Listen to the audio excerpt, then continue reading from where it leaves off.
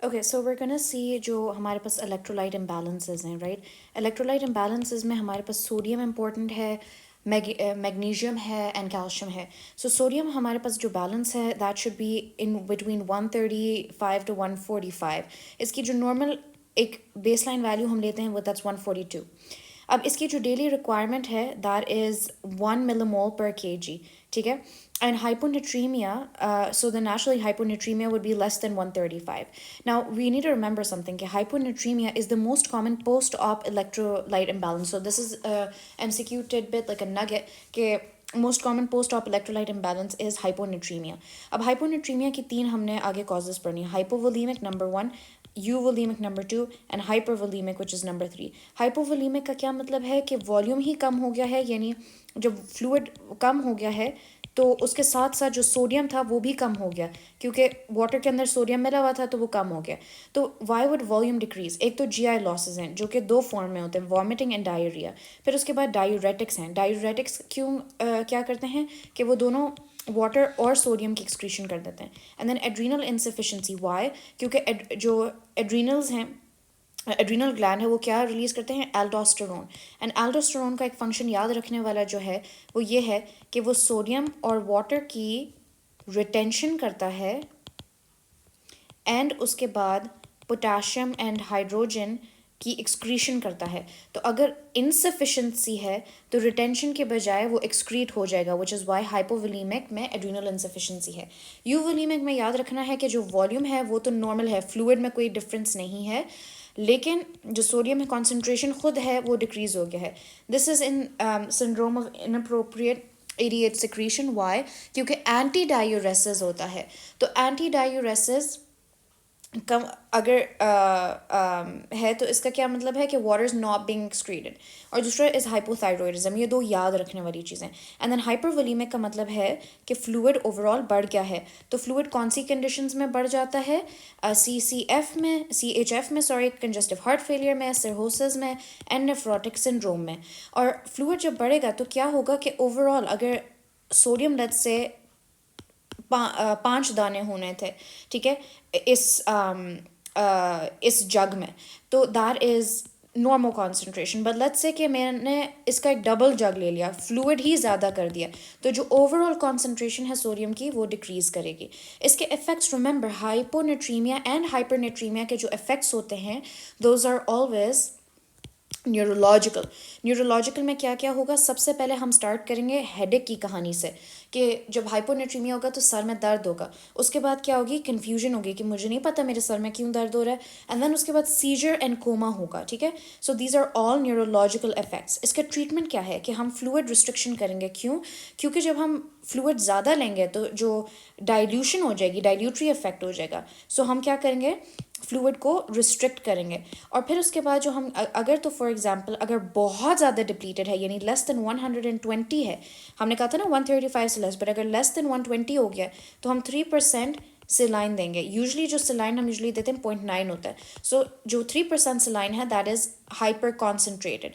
एक जो प्रिंसिपल याद रखने वाला है वो ये है कि we do not correct more than 10 millimoles per litre per day. क्योंकि डीमाइलिनेशन हो जाती है. क्योंकि एकदम से अगर हम एकदम से ढेर सारा सॉल्ट देंगे तो क्या होगा कि यहाँ पे हमने एकदम से इतना सॉल्ट कर दिया, यहाँ वाटर कम हो गया, और ये हमारे पास लेट्स से न्यूरॉन है, इसमें से फिर पानी निकलना शुरू हो जाएगा और श्रिंकिंग इफेक्ट होगा. श्रिंकिंग इफेक्ट में साथ में जो माइलिन शीथ है वो उतर जाएगी. SIDH में याद रखने वाली चीज़ हमने इसमें पढ़ा था कि इसमें हम फ्लूइड रिस्ट्रिक्शन भी करेंगे और हम देंगे डेमी क्लोसाइक्लिन, जो कि एक टेट्रासाइक्लिन है. और ये जो टेट्रासाइक्लिन है ये सोडियम को एक्सक्रीट होने से रोक देता है. सो इसमें जो है ना सोडियम रिटेंशन इसका इफेक्ट है. सोडियम रिटेंशन होगा तो हाइपोक्लोरीमिया, सॉरी, हाइपोनेट्रीमिया ठीक हो जाएगा, ठीक है. सो यही वाली सारी चीज़ें, हाइपोवोलीमिया इन आइसोटोनिक या हाइपरटोनिक, जिसमें अंडरलाइंग डिसऑर्डर हम करेक्ट करते हैं, ठीक है. फॉर एग्जांपल अगर ये डिसऑर्डर्स हैं इनको हम करेक्ट करेंगे, और अगर तो हमारे पास फ्लूइड रिस्ट्रिक्शन हम करेंगे, और अगर तो लेस देन, इसमें 110 लिखा हुआ है वैसे 120 होता है, तो हम हाइपरटोनिक सोल्यूशन देंगे. Next we are going to see जो हमारा नेक्स्ट वो है वो हाइपरनेट्रीमिया है. Hypernatremia is defined as sodium more than 145. ना सोचने वाली बात है, why would we have a lot of sodium in the body? वो फर्स्ट ऑफ ऑल इट्स के लेट्स से कि हमारे पास सिर्फ प्योर फ्लूइड लॉस हो गया, ठीक है, without sodium being lost. So what's going to happen is कि then all of that water is going to be lost, और जो सोडियम की ओवरऑल कॉन्सेंट्रेशन होती है वो इंक्रीज हो जाएगी. तो ये किन कंडीशंस में हो सकते हैं? जी आई लॉसेज, डायबिटीज़ इंसिपिडस में हो सकता है, एंड वॉमिटिंग में हो सकता है, एंड डायरिया में हो सकता है, क्योंकि vomiting and diarrhoea relate to dehydration. अच्छा, फिर उसमें एक और चीज़ ये हो सकती है कि सोडियम गेन अगर हो जाए. सोडियम गेन क्यों होगा? अब सोचने वाली बात यह है कि अगर मैं एक हाइपरटोनिक सलाइन लगा दूंगी तो तब भी मेरा पेशेंट हाइपरटोनिसिटी की तरफ जाएगा. एक और जो वो है वो कुशिंग्स है. क्यों? क्योंकि कुशिंग्स में होता यह है कि बहुत ढेर सारा कोर्टिसोल रिलीज हो रहा होता है. जो कोर्टिसोल एक्सेस में होता है ना, वो इट एक्ट्स लाइक एल्डोस्टेरोन. और एल्डोस्टेरोन मैंने क्या कहा था कि सोडियम एंड वाटर की रिटेंशन कॉज करता है. तो जब कुशिंग्स होगा, सोडियम और वाटर रिटेंशन होगी, स्पेशली सोडियम रिटेंशन होगी, तो हाइपरनेट्रीमिक स्टेट हो जाएगी. इसके फीचर्स क्या हैं? हमें पता है कि हाइपरनेट्रीमिया को एक तरीका ये है कि आप और फ्लूइड पीना स्टार्ट कर लें तो ओवरऑल कॉन्सेंट्रेशन डिक्रीज हो जाएगी, तो थर्स्ट होगी, लेथार्जी होगी, and then again confusion and seizures होगा. इसमें हमने नोटिस किया था कि इसमें कोमा है. इसमें कन्फ्यूजन एंड सीजर्स एक कॉमन इफेक्ट है न्यूरोलॉजिकल, लेकिन इसमें थर्स्ट का भी फीचर है, because when you eat a salty meal, like अगर आप बाहर से खाना खाओ तो प्यास बहुत ज़्यादा लगती है. तो इसमें हम क्या देंगे? हम नॉर्मल फ्लूइड देंगे. हम देंगे dextrose solution, right, 5% dextrose water, और 0.45 नॉर्मल सेलाइन, क्योंकि यूजली 0.9 होता है. तो the reason why we are not going for like complete just water and we are also still giving saline, क्यों हम दे रहे हैं? Because we don't want to do rapid correction, क्योंकि हमने कहा था ना कि हम जब भी करेक्शन करेंगे तो लेस देन 10 मिलीमोल्स. तो why don't we want this? Because इस केस में सेरेब्रल एडीमा हो जाएगा. और इसकी मैं बताती हूँ कि यहाँ पे ये वेसल है and this is the neuron. So let's say कि मैंने ढेर सारा फ्लूइड ओवरलोड कर लिया, तो होगा ये कि इतना ज़्यादा फ्लूइड हो जाएगा कि यहाँ पे ट्रांसफ़र होना जब स्टार्ट होगा सेल्स के अंदर, तो ये जो सेल होगा वो स्वेल कर जाएगा, और जब स्वेल करेगा तो एडीमा हो जाएगा. ठीक है, so this is just all you have to remember. फिर पोटेशियम बैलेंस देखना. रिमेंबर, जो पोटेशियम बैलेंस है that is always going to be between 3.5 and 5 millimoles. ठीक है, and we know that potassium is important. Why? Because ये neuromuscular integrity या control के लिए होता है, और इसके अलावा न्यूरॉन्स को करते हैं. सो वी नो कि potassium is needed to excite the cell. क्यों? क्योंकि ये एक baseline resting potential maintain करता है. तो अगर पोटेशियम नहीं होगा तो एक्साइटेशन भी नहीं होगी. तो hypokalaemia is defined as less than 3.5. और ये क्यों हो सकता है? सोचने वाली बात यह है कि या तो मैं डाइट में ही कम ले रही हूँ, ठीक है, और या मैं ऐसा फ्लूइड लगा रही हूँ जिसमें पोटेशियम नहीं है. तो एक तो इनएडिक्वेट इनटेक है. हाइपोकैलेमिया की और क्या रीजंस हो सकती हैं कि अगर जीआई लॉसेस हैं, ठीक है, जीआई लॉसेस में मैंने वही दो चीज़ें बताई थी, वॉमिटिंग एंड डायरिया. और हमें पता है कि वॉमिटिंग में हाइपोक्लोरीमिक, हाइपोकैलेमिक, ठीक है, मेटाबॉलिक एल्कलोसिस हो जाता है, और डायरिया में भी जीआई लॉसेस वगैरह इसमें हो जाता है. याद रखना कि जब हम लॉसेस की बात करें तो हम रीनल लॉसेस की भी बात करेंगे. एंड और से एक और जो चीज़ है वो है रीडिस्ट्रीब्यूशन. तो रीनल लॉसेस में हमारे पास क्या क्या रीजंस हो सकती हैं कि फॉर एग्जांपल आप डायूरेटिक्स ले रहे हैं, डायूरेटिक्स में वाटर एंड पोटेशियम एक्सक्रीशन हो रही है, लेकिन उसके अलावा हो सकता है कि हाइपर एल्डोस्टेरोनिज्म हो सकता है, क्योंकि हमने कहा था एल्डोस्टेरोन पोटेशियम को एक्सक्रीट करेगा. एक और जो रीज़न हो सकता है वो ये है स्टेरॉइड्स. स्टेरॉइड्स क्या करेगा? जो स्टेरॉइड्स हैं उसका भी जो जैसे कुशिंग्स इफेक्ट होता है, तो स्टेरॉइड्स भी मिमिक करता है एल्डोस्टेरोन के फंक्शन को. ठीक है, so this would be renal losses, right, कि ये किडनीज पे जाके एक्शन हो गई. एंड देन रीडिस्ट्रीब्यूशन का क्या मतलब है कि अगर मेरे पास एल्कलोसिस है तो या फिर इंसुलिन, ठीक है, ये इसकी रीज़न बताती हूँ. अल्कलोसिस अगर है तो what the body is going to try to do is retain hydrogen, and in retaining तो हमारे पास हमें पता है कि हाइड्रोजन पोटेशियम पंप होता है, तो इसको वो अंदर करेगा, और इसको यानी होगा ये कि हाइड्रोजन रैपिडली अब्जॉर्ब होगा, ब्लड स्ट्रीम में आएगा, एंड पोटेशियम अंदर सेल के वापस चला जाएगा इंट्रासेलुलरली, तो हाइपोकैलेमिया हो जाएगा. और इंसुलिन हमें पता है कि इंसुलिन सोडियम पोटेशियम पंप के ऊपर एक्ट करता है और इसको एक्टिवेट कर देता है. और जब इसको एक्टिवेट करता है तो क्या होता है कि जो पोटेशियम होता है that goes inside the cells. So these are the reasons hypokalemia. The losses, GI losses, sorry inadequate intake, losses, renal losses and redistribution, जिसमें alkalosis और insulin, and renal में diuretics है क्योंकि वो एक्ट करता है, hyperaldosteronism and steroids होते हैं. अब clinical इसकी manifestation क्या है? मैंने कहा था कि excitability नहीं होगी. तो जब skeletal muscle excite नहीं होगा तो overall हमारे पास क्या feature आएगा? skeletal muscle में weakness होगी.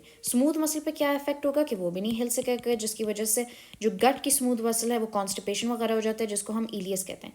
अब याद रखना है कि जो केलीमिया वाली जो चीज़ें हैं जो पोटाशियम से रिलेटेड हैं वो हमेशा इफेक्ट करता है ईसीजी को. इसमें ईसीजी रीडिंग में क्या दो फीचर्स आएंगे? यू वेव्स और टी वेव डिप्रेशन. ठीक है, तो ये क्या करता है? यू वेव और डिप्रेशन. और ये क्या करता है? ये ईसीजी चेंजेस लाता है जिसकी वजह से इरिथमियास हो सकते हैं. तो इसको हम करेक्ट कैसे करेंगे? अगर तो हमारे पास माइल्ड हमारे पास फॉर्म है तो हम सिर्फ ओरल दे देंगे पोटाशियम. अगर तो सिवियर है तो इसको ही हम उससे दे देंगे, आईवी लाइन से दे देंगे. अब वी हैव टू रिमेंबर कि इसका मैक्सिमम इज़ 40 मिलीमोल्स. हमने सोडियम में 10 पढ़ा था ना, यहाँ पे 40 वैल्यू है, लेकिन जो इन्फ्यूजन है it's less than 10 millimoles to 20 millimoles per hour. So remember 10 is like the magic number and we have to maintain urine output is more than 40. ठीक है, और उसके अलावा we need to remember a very important principle कि हमने साथ में correct करना है हाइपोमैग्नीसीमिया. वाई? बिकॉज जहाँ पे भी हाइपो पोटेशियम हो जाए यानी kalaemia and hypocalcaemia, you have to remember one thing कि जब तक हम मैग्नीशियम को करेक्ट नहीं करेंगे तो ये इसका ओवरऑल कोई इफेक्ट नहीं होगा. इसकी मैं रीज़न भी आगे बताती हूँ. ठीक है, so now let's look at hyperkalemia. तो hyperkalemia is more than 5 millimoles. अच्छा, इसकी मोर देन 5 मिलीमोल्स, इसकी क्या कॉजेज हो सकती हैं? Why would potassium suddenly be increased in the body, right? अगर तो फॉर एग्जांपल हमारे पास, so we need to know 2 drugs जो इसमें इंपॉर्टेंट है, ACE inhibitors and then potassium sparing diuretics. क्योंकि हमने कहा था ना डायूरेटिक्स भी तो पोटाशियम को कम करता है, लेकिन अगर पोटाशियम स्पेयरिंग डायूरेटिक्स हैं तो वो है. Next we need to know कि जो वी नो कि सेल में इज़ फुल ऑफ पोटाशियम. तो अगर इसमें हमारे पास ट्रॉमा होता है, लाइसिस होता है, हेमोलिसिस होता है या टिश्यू नेक्रोसिस होता है तो दिस बैग ऑफ पोटाशियम फट जाता है, जिसकी वजह से जो पोटाशियम हो जाता है वो रिलीज़ हो जाता है बॉडी के अंदर या वेसल्स के अंदर. अच्छा, फिर उसके बाद हमने यहाँ पे अल्कलोसिस पढ़ा था तो हमने एसिडोसिस पढ़ा कि now we are trying to get rid of the hydrogen. So when this is excreted more potassium is taken in by the pump. Opposite इसकी वो होती है, तो इसमें भी हमारे पास होता है. एंड रीनल फेलियर क्यों?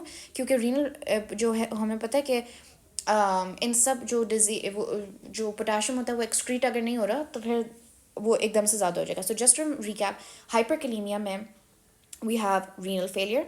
ठीक है, इसमें भी रीनल है, इसमें भी रीनल है, लेकिन इसमें रीनल लॉस है, इसमें रीनल फेलियर है. एसिडोसिस है और उसके अलावा हेमोलिसिस, ट्रॉमा, नेक्रोसिस है. और 2 ड्रग्स मैंने बताए थे, potassium sparing and S inhibitors. अब इसमें हमने क्या कहा था? हमने कहा था कि टी वेव्स अबव में मैंने ईसीजी की फाइंडिंग बताई थी कि जो टी वेव्स होते हैं वो डिप्रेस हो जाते हैं, लेकिन यहाँ टी की टॉल टेंटिंग पीक वेव्स हो जाते हैं, पीक टेंट हो जाती हैं. और उसके अलावा QRS आपके पास वाइडन हो जाता है और जो है ना एक साइन वेव आ जाती है. तो this hyperkalemia is a medical emergency, right? तो we need to treat it as such. तो हम सबसे पहले मायोकार्डियम को स्टेबलाइज करेंगे. ठीक है, और हम इस तरह कैसे करेंगे? 10 ml of 10% calcium gluconate IV. और इसकी क्यों, क्या रीज़न है कि हम ये क्यों करते हैं? इज़ बिकॉज ये हमारे पास इट बाइज अस टाइम, ताकि जब हमारे पास मायोकार्डियम स्टेबलाइज हो जाएगा तो we can do other things. और हम क्या क्या चीज़ें करेंगे इसमें? हम देंगे 10 यूनिट्स ऑफ इंसुलिन. क्यों? क्योंकि insulin will drive potassium back into the cells. And हम देंगे डेक्सट्रोज हम देंगे 50%. डेक्सट्रोज के अंदर हमारे पास, हमें पता क्या है, शुगर है, ग्लूकोज है. तो ग्लूकोज भी इंसुलिन रिलीज करवाएगा बॉडी से and this will lead to the transfer of insulin side. उसके अलावा साल्ब्यूटामॉल है, क्योंकि हमें पता है जो बीटा-2 एगोनिस्ट होते हैं वो भी ड्राइव करते हैं पोटाशियम को inside the cells. And lastly acidosis हमारे पास हो रहा था तो हम सोडियम बाइकार्बोनेट देंगे अगर एसिडोसिस है. लास्टली हम क्या करेंगे, जो कि डिफिनेटिव ट्रीटमेंट है, वो ये है कि हम रिमूव करेंगे पोटाशियम को. हम ल्यूब डायूरेटिक्स देंगे जिसमें फ्यूरोसेमाइड है. रेजिन बाइंडर्स देंगे जो कि रिप्लेस करता है, इट टेक्स सोडियम और पोटाशियम को रिप्लेस कर देता है. एंड लास्टली हम डायलिसिस करेंगे तो जो पोटाशियम है वो निकल जाएगा, क्योंकि हमने कहा था ना रीनल फेलियर भी हो रहा है.